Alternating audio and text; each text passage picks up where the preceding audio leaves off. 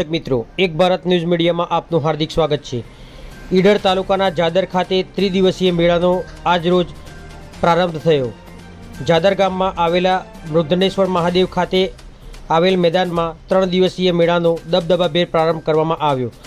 જાદરમાં તારીખ 16/9/2024 થી તારીખ 18/9/2024 સુધી મેળો યોજાશે।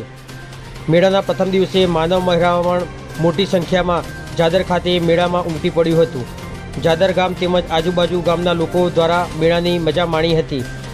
જાદરના મેળામાં જાત જાતના ખાણીપીણીના સ્ટોલ મુકાયા હતા, તેની મજા લોકોએ માણી હતી।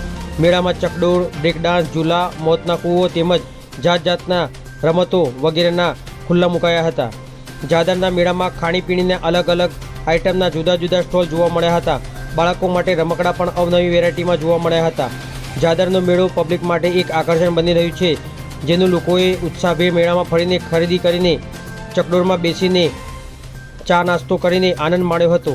રાત્રિના સમયે મેળાનો નજારો જોવાલાયક હોય છે, તેને જોવા માટે લોકો દૂર દૂરથી આવતા હોય છે અને મેળાની મજા માણીને આનંદ લેતા હોય છે। પત્રકાર વિશાલ ચૌહાણ, સાબરકાંઠા।